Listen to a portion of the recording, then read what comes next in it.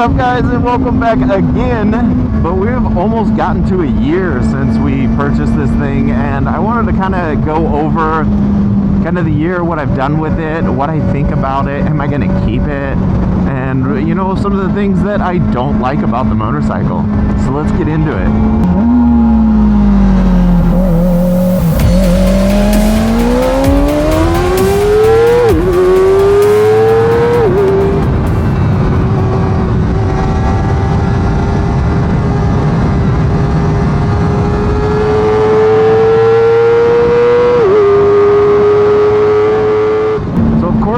Thing to get into is going to be the engine of this motorcycle. By now, it's been out for a year. You guys already know it's an inline 4, goes up to 16,000 RPMs, and it is an absolute little screamer. And when you hear 399 as your CCs, don't let that wrap you into, oh, it's a little 400. It's an inline 4 screamer, guys. The thing hauls balls.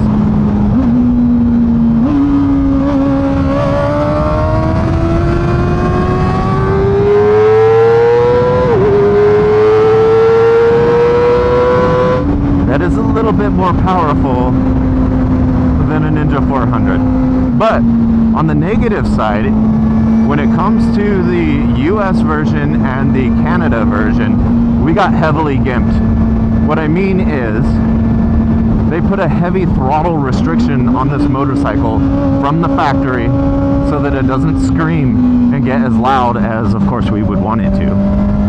And that's all whatever bullshit BS EPA standards or noise violation, whatever they went for. But they wanted to hinder it for US and Canada, from my understanding, are the only two that got kind of nailed like that. But it does suck, especially when you're talking about a $10,000 motorcycle and you're already just like getting a bunch of the power removed from you. I rode it for quite a while, gimped in power, and I was okay with it. I still had a really good time with it. Yes, you can feel kind of where the power gets weak. When you first buy it, you probably won't feel it. Like, I didn't feel it. I just rode it and I had a great time with it. It was fine. But the more I rode it, the more I did start noticing it, and it was really easy actually to pull the ECU out of this motorcycle.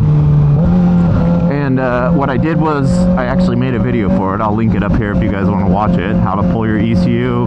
I sent it into TST Industries. Oh, look at that. I love those guys over there. They are absolutely good people. Scouts out. And they flashed my ECU just to remove basically the restriction that was on there. I didn't want to add any gains. I did put this slip-on exhaust on here, but let's be honest, the slip-on isn't really gonna, it's not like we really opened up airflow and that we need to be applying more fuel or anything like that. I think it's perfectly fine as is, with just basically the Euro, ECU, essentially, maybe. I don't know what you'd want to call it, but for the most part, the Canada-US restriction is gone. It's a normal motorcycle now, and that power gain on the top now is super noticeable, and it's totally fun. So, 250 bucks. You can remove that restriction and just enjoy the bike as it was intended to be rode. And then later on, go get it, like I will. I'll end up doing a full exhaust system, and I will end up getting, a good tune for it. Do whatever, air intake and stuff like that to kind of get more out of the bike. Because I'm already starting to get a little bit used to the power of it, basically. And I think it's because my R7 feels faster, so I end up kind of comparing it a little bit too much fuel-wise to the R7, and the R7 doesn't even have a real tune on it, and it's definitely faster than this. So there's the engine kind of breakdown for you guys. The next thing to talk about for me is really the most important thing, and that is the ergonomics. The ergonomics of this motorcycle are, well, they're interesting. You're basically sitting on somewhat of a sport naked motorcycle, but you have this feel and sound and look of a purebred race bike. And you're like all upright. So that part's kind of odd to me, I guess, but it's not that big of a deal in the fact that directly comparing it to like an R3 or a Ninja 300, a Ninja 400, is that the ergos are a little more aggressive than that. Not by a lot, just by a little bit. So that leads me to wanting to spend even more money on this bike to get that ergonomic position that I really want.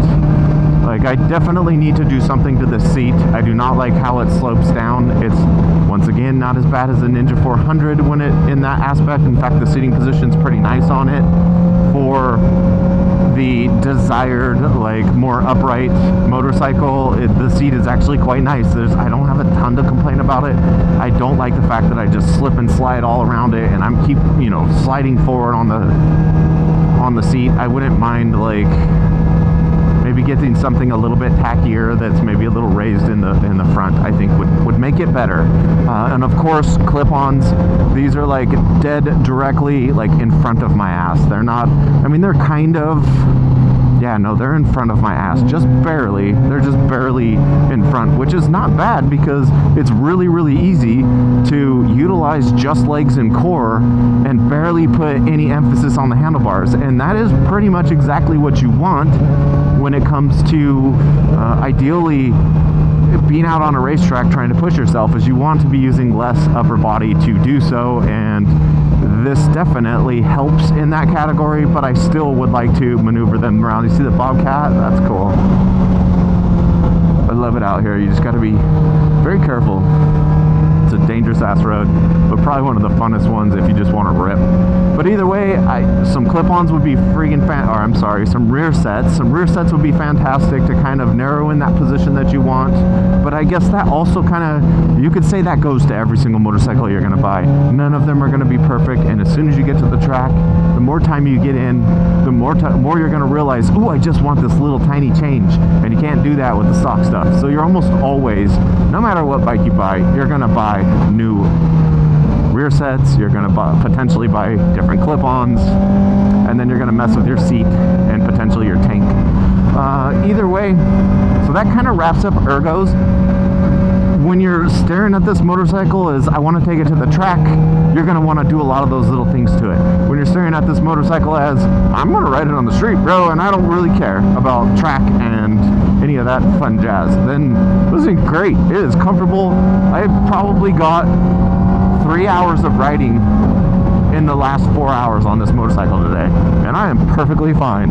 If I was on my R7, I'd have been like home by now going, oh man, my back hurts. This thing is just comfortable.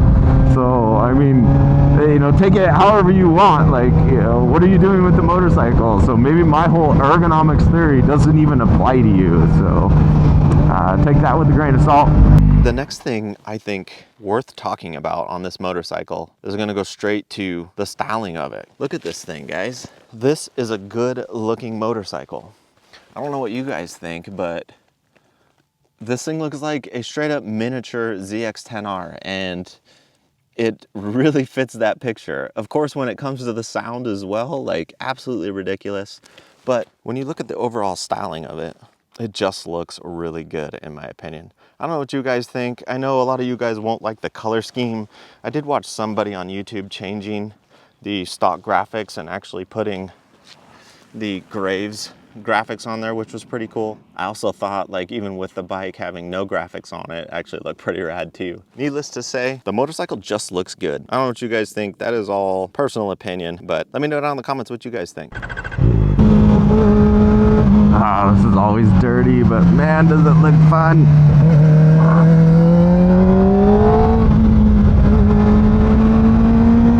Just gotta drag.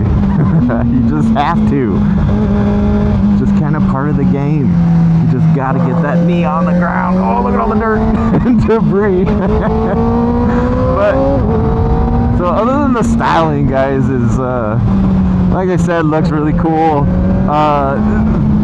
To talk about like track time now with it, now that we've kind of went back and forth with, riding this thing on the streets. Obviously I do a lot of back road riding with this thing. That's where I've taken it in most of the videos. I don't feel any need to show you guys freeway that this thing is amazing, because it handles itself on the freeway absolutely fantastic. 6th gear, you're getting great fuel mileage. You're just sailing along. So, and it has more than enough power with some downshifts to go ripping through. So, yeah, freeways, whatever. It's great on the freeway. It's comfortable. So to get to some track time, obviously I've had this out at the track a dozen times now, and I absolutely 100% love it.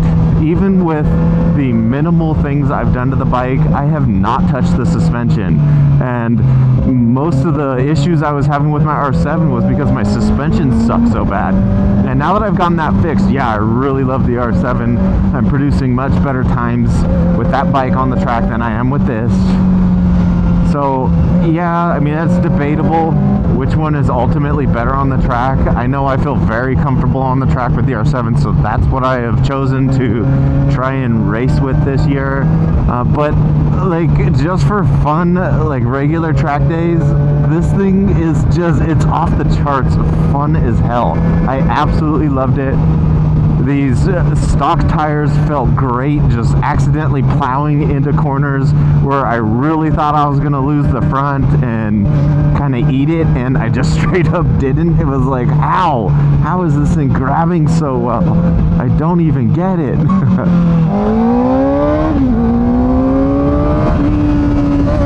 But this little thing is, it's just the track experience is, we still got water out here, huh? Damn it. The track experience is absolutely amazing. I think if you own one of these, you definitely need to go do it and just experience like the way it shifts. Like the quick shifter up and down is absolutely fantastic. It's on a whole nother level of just wow when you're plowing up and down through the gearbox. Like, it just feels great. Now I will say, for some negatives on the gearbox, is I've had it not want to go into second gear many times in the same corner, where I've like, because it'll drop into neutral or just won't downshift that into second gear, and I have like had way too much speed going into the next corner and scared the crap out of myself a few times because of it. Like, that part, yeah, that's bugged me on the track, but the R7's done that stuff to me too. Yeah, it's neat. I like it. I'm sure at some point, the more you got into it on the track, you would be looking for an aftermarket one that could maybe do a little bit better and maybe have a few less errors. Maybe gearing could help with that. There's a lot of things that we could potentially do to kind of like modify and make the shifting a little bit better, I guess, but just be wary of that is a thing that I've noticed with the motorcycle on the track. But other than that, just like ripping it around, dragging your knee on this thing, it's so damn low, it's so comfortable, it's so easy to get off the side of the bike. Like, this is almost like it's like a training tool. It's just amazing. Not that I say that you should start training on this, you know, $10,000 motorcycle. Maybe start with something cheaper and smaller for the track, R3 or something like that used, and then, you know, go drop it a few times first, and then like hop onto something like this and really have some fun. But the track experience is absolutely awesome, and I know you'll freaking love it. But to kind of wrap it up, all around, I truly still enjoy this motorcycle just as much as I did the day I drove it, right off the lot. It just, the sound is so exhilarating. I don't even know how to like explain it. And I know the GoPros and this Insta360, like, the audios are good. I've been decent with audio, getting some acceptable audio, but it still does not let that amazing sound just roar through. But overall, yes, I still love this motorcycle. Yes, it is way too damn expensive, and I wish it was cheaper. But I'm gonna keep it. We're gonna keep it. I'm hoping to, when I'm not out riding with the R7 for the CRA adventures, to try and start doing some of the, I think it's called compact octane. Somebody I found when I was out at the riding with Josh Heron, and one of his friends that was in the bay there with us, he goes to this compact octane, or he runs it, or in charge of it, I don't know. Either way, it's a, like, basically like a 500cc and below track day, so you could get out there and be with, you know, Ninja 400s, 300s, 4RRs, the new Ninja 500, CBR 500, whatever, like all the kind of twinish styled, like lower power. And instead of getting ripped by you by an R1 when you're on a 300 or a 400, like you get to like compete and have fun with the guys around you that are all riding similar, you know, powered motorcycles, and it just sounds so much fun to me. Was it when I did the NRO, New Racer Orientation, like R7 in the A group, with all these leader bikes just screaming by me. I'm just like, good God. It's eye-opening. It'll wake you up, that's for sure. But yeah, I'm looking forward to that as well. So there's kind of a review. I know I didn't talk in great depth or detail about the motorcycle. If you have any specific questions, I'm more than happy to answer them in the comments down below. So thanks again for hanging out with me as usual, guys, and I'll catch you next time. Bye!